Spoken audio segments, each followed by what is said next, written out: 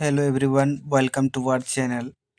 My dear friends, आप सभी जुड़े हैं ऑल एग्जाम जीके से। यदि नहीं जुड़े हैं तो प्लीज़ चैनल को सब्सक्राइब करें, बेल आइकन प्रेस करें ताकि कोई भी क्वेश्चन जो है आपको मिस ना हो और स्किप ना हो और संविधान के क्वेश्चन जो है आपके छूटे नहीं। आज के जो टॉपिक है वो भारतीय संविधान के मौलिक अधिकार से संबंधित टॉपिक है, जो कि आर्टिकल आर्टिकल 12 से 35 के बीच आता है। तो आज जो हम पढ़ेंगे इसमें से जो 50 क्वेश्चन है भारतीय संविधान के मौलिक अधिकार से, जो क्वेश्चन जो है बहुत ही लाभदायक क्वेश्चन है। संविधान के क्वेश्चन को जानना आपके जो है अति आवश्यक होता है, ताकि जो है कहीं भी आप कानून को जान सको। तो चलिए देखते हैं कि क्वेश्चन क्या है। कि क्वेश्चन है आपके सामने कि अनुच्छेद 14 के अंतर्गत जो है समान संरक्षण का अर्थ है वो क्या है। तो ये हो जाएगा समान परिस्थितियों में समान व्यवहार। अनुच्छेद 14 में आपको ये देखने को मिलेगा, समान परिस्थिति और समान व्यवहार अनुच्छेद 14 में इस प्रकार के आपको मिलेंगे। तो चलिए और देखेंगे नेक्स्ट क्वेश्चन। नेक्स्ट क्वेश्चन है कि अनुच्छेद 15 3 से किसके लिए विशेष प्रावधान की अनुमति देता है। तो वो किसके लिए विशेष प्रावधान की अनुमति देता है, तो ये हो जाएगा आपका महिलाओं के लिए, महिलाएं के लिए देता है। चलिए नेक्स्ट क्वेश्चन देखेंगे कि अनुच्छेद 16 ब्रैकेट 4 संबंधित है किससे। तो वो संबंधित किससे है, तो ये हो जाएगा आपका आरक्षण से संबंधित है, आरक्षण से संबंधित है। चलिए नेक्स्ट क्वेश्चन देंगे। नेक्स्ट क्वेश्चन है आपके सामने, अस्पृश्यता को अपराध घोषित किया गया है। तो अस्पृश्यता को अपराध जो घोषित किया गया है ये हो जाएगा संविधान द्वारा। संविधान द्वारा इसको अस्पृश्यता को संविधान द्वारा घोषित किया गया है। ये हो जाएगा आपका ऑप्शन नंबर सी। चलिए अगला देखते हैं नेक्स्ट क्वेश्चन की उपाधि जो है भारत रत्न किस अनुच्छेद का उल्लंघन नहीं करती है। भारत रत्न जो है किस अनुच्छेद का उल्लंघन नहीं करती है, तो ये हो जाएगा आपका अनुच्छेद 18। अनुच्छेद 18 जो है ये हो जाएगा आपका राइट आंसर। नेक्स्ट क्वेश्चन देंगे कि अनुच्छेद 19 ब्रैकेट ए ब्रैकेट डी संबंधित है किससे। तो ये हो जाएगा आपका आवागमन से संबंधित है। ये अनुच्छेद 19 ए ब्रैकेट 1 ब्रैकेट डी से। चलिए नेक्स्ट क्वेश्चन देंगे। नेक्स्ट क्वेश्चन है आपके सामने कि निम्न में से कौन अनुच्छेद जो है 19 के अंतर्गत जो है नहीं आता है। अनुच्छेद 19 के अंतर्गत जो है नहीं आता है, तो कौन सा है, तो ये हो जाएगा हड़ताल का अधिकार जो है ये हो जाएगा आपका राइट आंसर, जो कि ऑप्शन ए राइट आंसर है। चलिए नेक्स्ट क्वेश्चन कि अनुच्छेद 20 जो है ब्रैकेट 1 किससे सुरक्षा देता है, किसे सुरक्षा देता है, तो ये हो जाएगा पूर्वव्यापी दंड को देता है, जो कि ऑप्शन बी हो जाएगा आपका राइट आंसर। नेक्स्ट क्वेश्चन देखेंगे कि डबल जेपर्डी का संबंध है वो क्या है, डबल जेपर्डी का, तो ये हो जाएगा आपका अनुच्छेद 20 से ये संबंधित है, अनुच्छेद 20 से संबंधित है। चलिए नेक्स्ट क्वेश्चन देंगे। नेक्स्ट है आपके सामने कि आत्मा अभियोग से सुरक्षा किसे प्राप्त होता है। आत्मा अभियोग से सुरक्षा जो है वो किसे प्राप्त होता है, तो ये हो जाएगा केवल अभियुक्त को, केवल अभियुक्त को, जो कि option be the right answer है।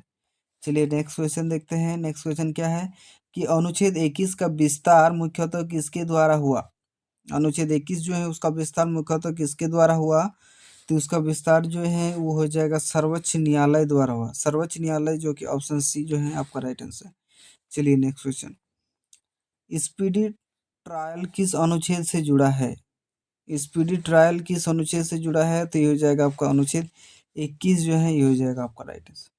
नेक्स्ट क्वेश्चन देंगे कि निवारक निरोध जो है अधिकतम कितने समय तक हो सकता है बिना सलाहकार बोर्ड के, तो ये हो जाएगा आपका 3 माह तक हो सकता है बिना सलाहकार बोर्ड के द्वारा। चलिए अगला देखते हैं नेक्स्ट क्वेश्चन कि अनुच्छेद 23 के अंतर्गत जो है निषिद्ध नहीं है वो क्या है। निषिद्ध नहीं है, तो ये हो जाएगा आपका अनिवार्य सैन्य सेवा, अनिवार्य जो है सैन्य सेवा जो है ये हो जाएगा आपका राइट आंसर, ऑप्शन डी। चलिए नेक्स्ट क्वेश्चन देखते हैं।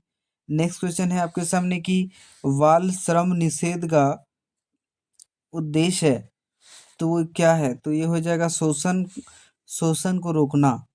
बाल श्रम निषेध का उद्देश्य है शोषण को रोकना, जो कि ऑप्शन बी जो है ये हो जाएगा आपका राइट आंसर। नेक्स्ट क्वेश्चन देंगे। नेक्स्ट क्वेश्चन है आपके सामने कि अनुच्छेद 25 किन प्रतिबंधों के अधीन है। अनुच्छेद 25 किन प्रतिबंधों के अधीन है, तो ये हो जाएगा आपका नैतिकता, सार्वजनिक व्यवस्था, स्वास्थ्य, इन सभी का जो है अधीन है। चलिए अगला देखते हैं कि धार्मिक संस्थाओं की संपत्ति जो है, संस्थाओं की संपत्ति का अधिकार है, ये हो जाएगा अनुच्छेद 26। अनुच्छेद 26 जो है ये हो जाएगा आपका राइट आंसर। नेक्स्ट क्वेश्चन देंगे कि राज्य धार्मिक कर नहीं लगा सकता है। राज्य जो है धार्मिक कर नहीं लगा सकता है, तो वो क्या हो जाएगा, धार्मिक कार्य हेतु। धार्मिक कार्य में धार्मिक कार्य हेतु में कर नहीं लगाया जा सकता है। चलिए अगला देखेंगे।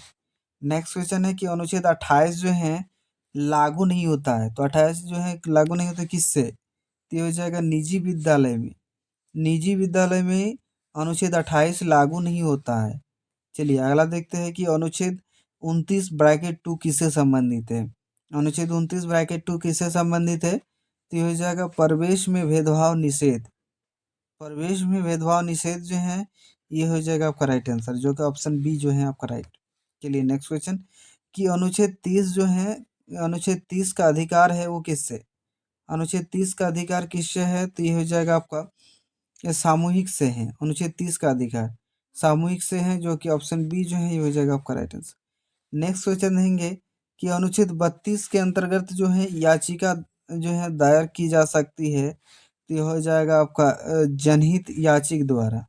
जनहित याचिक जो है द्वारा हो जाएगा, जो कि ऑप्शन सी जो है ये हो जाएगा आपका राइट आंसर। नेक्स्ट क्वेश्चन है आपके सामने कि कौन सी रीट जो है निजी व्यक्ति के विरुद्ध जारी नहीं होता है। कौन सी रीट निजी व्यक्ति के विरुद्ध जो है जारी नहीं होता है, तो ये हो जाएगा परमादेश। परमादेश जो है ये हो जाएगा आपका राइट आंसर, जो ऑप्शन बी। चलिए नेक्स्ट क्वेश्चन है आपके सामने कि मौलिक अधिकार जो है उसका निलंबन जो है किस अनुच्छेद में है। उसका निलंबन किस अनुच्छेद में है, तो ये हो जाएगा आपका अनुच्छेद 359। अनुच्छेद 359 जो है वो हो जाएगा आपका राइट आंसर, ऑप्शन सी। चलिए नेक्स्ट क्वेश्चन देखते हैं कि अनुच्छेद 23 लागू होता है। 33, अनुच्छेद 33 जो है लागू होता है, तो अनुच्छेद 33 किस में लागू होता है, ये हो जाएगा सशस्त्र बल द्वारा, सशस्त्र बलों द्वारा, बलों पर। चलो अगला देखते हैं नेक्स्ट क्वेश्चन कि मार्शल जो है, मार्शल लॉ के दौरान संरक्षण दिया गया है, तो ये किससे, तो पीड़ित व्यक्ति को दिया गया, पीड़ित व्यक्ति को दिया गया, जो कि ऑप्शन सी जो है ये हो जाएगा राइट। नेक्स्ट क्वेश्चन देखेंगे कि अनुच्छेद 35 के अंतर्गत कानून कौन बनाता है। अनुच्छेद 35 के अंतर्गत कानून कौन बना सकता है या कौन बनाता है, तो चलिए कौन बना सकता है, तो ये संसद बना सकता है अनुच्छेद 35 के अंतर्गत। चलिए अगला देखते हैं नेक्स्ट क्वेश्चन कि संपत्ति से वंचित करने के लिए आवश्यक है क्या, विधि। ये हो जाएगा आपका विधि, संपत्ति से वंचित करने के लिए। चलिए मौलिक अधिकार जो है उसका क्षैतिज प्रभाव होता है कहाँ, केवल अनुच्छेद 17, अनुच्छेद 17 व 23 पर, अनुच्छेद 17 व 23 पर। चलिए अगला देखते हैं कि कौन सा अधिकार जो है विदेशी नागरिक को प्राप्त नहीं है। कौन सा अधिकार विदेशी नागरिक को प्राप्त नहीं है, तो ये हो जाएगा आपका अनुच्छेद 19 जो है विदेशी नागरिक को प्राप्त नहीं है। चलिए अगला देखते हैं कि विधि द्वारा स्थापित जो है प्रक्रिया की अवधारणा ली गई, तो क्या, तो ये हो जाएगा जापान से ली गई। विधि द्वारा स्थापित प्रक्रिया की अवधारणा जापान से ली गई, जो कि ऑप्शन सी जो है आपका right answer. Next question, due process of law को भारत में किसने अपनाया। तो भारत में किसमें अपनाया, तो ये हो जाएगा आपका सर्वोच्च न्यायालय ने, सर्वोच्च न्यायालय ने अपनाया, जो कि ऑप्शन सी जो है आपका राइट आंसर। अगला देखते हैं कि मौलिक अधिकारों की व्याख्या का सिद्धांत जो है वो क्या है, तो ये हो जाएगा उदार। उदार जो है ये हो जाएगा आपका राइट आंसर, ऑप्शन सी। मौलिक अधिकारों की व्याख्या का सिद्धांत उदार है, ऑप्शन सी। चलिए अगला देखते हैं कि अनुच्छेद 21 में निम्न में से कौन शामिल नहीं है। अनुच्छेद 21 में निम्न में से कौन शामिल नहीं है, तो ये हो जाएगा आपका रोजगार जो है ये हो जाएगा आपका राइट, ऑप्शन सी। रोजगार जो है राइट आंसर हो जाएगा। चलिए अगला देखते हैं कि प्रेस स्वतंत्रता सीमित की जा सकती है क्या। प्रेस स्वतंत्रता सीमित की जा सकती है, ये हो जाएगा अनुच्छेद 29 ब्रैकेट 2 के तहत, ये हो जाएगा ऑप्शन सी। अगला क्वेश्चन है, नेक्स्ट क्वेश्चन आपके अनुच्छेद 15 जो है ब्रैकेट 5 संबंधित है किससे? तो ये हो जाएगा निजी विद्यालय, उच्च विद्यालय और आरक्षण, ये तीनों से संबंधित है। चलिए अगला देखते हैं। अगला क्वेश्चन है कि मौलिक अधिकारों की संरचना आधारित है, मौलिक अधिकारों की संरचना आधारित है वो क्या? तो ये हो जाएगा प्राकृतिक अधिकारों पर, संवैधानिक अधिकारों पर और मानव अधिकार अधिकार घोषणा पत्र पर। ये भी तीनों हो जाएगा आपका राइट आंसर, जो कि ऑप्शन डी जो है ये है राइट। चलिए अगला देखते हैं कि मौलिक अधिकारों का उल्लंघन माना जाएगा क्या? मौलिक अधिकारों का उल्लंघन माना जाएगा राज्य के किसी भी कार्य से, राज्य के किसी भी कार्य से, जो कि ऑप्शन सी जो है ये हो जाएगा आपका राइट आंसर। नेक्स्ट क्वेश्चन देखते हैं कि अनुच्छेद 14 जो है लागू होता है, तो अनुच्छेद 14 जो है किससे लागू होता है? तो अनुच्छेद 14 जो है ये हो जाएगा आपका सभी व्यक्तियों पर लागू होता है अनुच्छेद 14, जो कि ऑप्शन सी जो है ये आपका राइट आंसर। नेक्स्ट क्वेश्चन देंगे कि मौलिक अधिकारों का आधार है वो क्या है? तो ये हो जाएगा समानता, स्वतंत्रता और मानव गरिमा, ये तीनों है मौलिक अधिकारों का आधार, समानता और स्वतंत्रता, मानव गरिमा। चलिए अगला देखेंगे। अगला देखते हैं कि शिक्षा का अधिकार लागू होता है, तो शिक्षा का अधिकार किस में लागू होता है? तो शिक्षा का अधिकार जो है विधि के अधीन लागू होता है। चलिए, जो कि ऑप्शन सी जो है आपका राइट आंसर। अगला देखते हैं कि अनुच्छेद 21A के लिए उत्तरदायी सरकार जो है ये क्या है? तो उत्तरदायी सरकार है आपका ऑप्शन नंबर सी, केंद्र व राज्य दोनों, केंद्र व राज्य जो है दोनों शामिल होते हैं। चलिए अगला देखते हैं कि मौलिक अधिकारों का जो दुरुपयोग दुरुपयोग रोका जाता है, मौलिक अधिकारों का दुरुपयोग रोका जाता है किस में? न्यायिक समीक्षा से, न्यायिक समीक्षा से रोका जाता है, कि जो कि ऑप्शन बी में आता है। अगला देखते हैं कि मौलिक अधिकारों पर अंतरिम निर्णय जो है, मौलिक अधिकार जो है उस पर अंतिम निर्णय कौन करता है मौलिक अधिकारों पर?